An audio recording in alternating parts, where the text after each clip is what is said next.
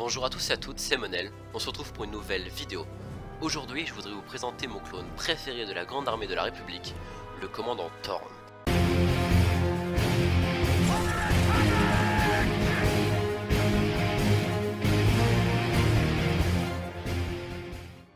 Le commandant Thorn est un des clones les plus appréciés par les fans de The Clone Wars. Pourtant, le commandant Thorn ne fait que 2 courtes apparitions dans la série. Ces 2 apparitions sont durant sa mission sur Scipio. Il devait protéger la sénatrice Amidala qui avait une entrevue avec le clan bancaire. Malheureusement pour le commandant Thorn, cette mission lui coûtera la vie. Les séparatistes voulaient faire passer Rush Clovis pour l'un des leurs, ils ont donc lancé l'assaut sur les clones pour que la République pense que les séparatistes sont de mèche avec le clan bancaire. Mis à part ça, nous avons très peu d'informations sur le commandant Thorn. Nous allons donc maintenant décrypter son armure et son armement. La première chose que nous pouvons très facilement remarquer sur le commandant Thorn, c'est les ailes qu'il arbore sur son casque. Après avoir fait quelques recherches, je n'ai malheureusement trouvé aucune information officielle par rapport aux ailes de Thorn. J'ai donc fait des recherches mythologiques. Et oui, dans les mythologies nordiques, les ailes ont une signification de liberté. Je ne sais pas si c'est voulu de la part des créateurs, mais en tout cas, c'est une des nombreuses réponses que nous pouvons apporter à ces fameuses ailes sur le casque.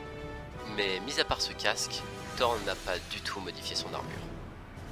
Nous pouvons aussi remarquer que Thorn porte le Kama, cette jupe qu'arborent certains clones, ce qui veut donc dire qu'il a fait un acte héroïque durant la guerre.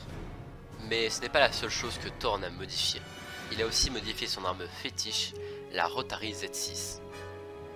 Et oui, Thorn avait pris un pinceau blanc et y avait noté en langue commune Hammer sur sa rotative. La traduction de Hammer en français, c'est simplement marteau. Comme pour le casque, nous ne savons pas pourquoi Thorn a renommé sa Rotary Z6 Hammer. Mais nous pouvons aussi lui trouver un symbole mythologique.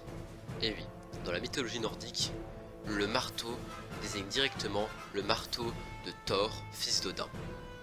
Ce marteau était appelé Mjolnir par son porteur. Et ce marteau avait été conçu pour défendre la population contre les forces du chaos. Nous pouvons donc retrouver dans l'arme de Thorn un symbole de protection de la République. Et encore une fois, je ne sais pas si c'est voulu de la part des créateurs du personnage, mais en tout cas, je trouve que c'est une très bonne théorie. Ce n'est pas pour autant que Thorn n'utilisait que son arme fétiche, vous l'aurez compris, la Z6. Et oui, malgré la facilité qu'elle apportait, c'est aussi une énorme contrainte pour le Shock Trooper. Elle était lourde, imposante, elle pouvait même sûrement faire peur du rôle de négociation. C'est pourquoi, dans une des scènes de Clone Wars, nous le voyons armé de sa DC-15S. Nous pouvons donc imaginer par conséquent que Thorn sortait sa DC-15S dans les moments de discussion et de négociation avec l'ennemi, pour paraître moins brutal et moins agressif. En dernier lieu, savez-vous ce que veut dire Thorn? Eh bien, en français, Thorn veut dire épine. Et donc vous imaginez bien que, comme pour le reste, nous n'avons aucune information officielle sur le surnom de Thorn. C'est pourquoi, et pour comme tout le reste, j'ai été trouver le symbole derrière cette fameuse épine. Le symbole le plus courant qui se cache derrière l'image de l'épine est souvent la défense naturelle de la plante. La plante est-elle ici la République et Thorn l'épine qui la défend au prix de sa vie?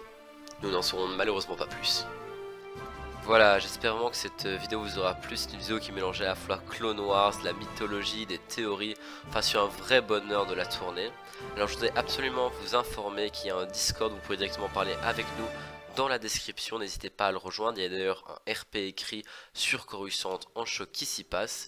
Je tiens aussi à rappeler qu'on a toujours un serveur Garry's Mod, vous pourrez jouer la choc actuellement en RP, et surtout si vous voulez que notre chaîne avance et qu'on puisse être mieux référencé, n'hésitez pas à mettre un petit like.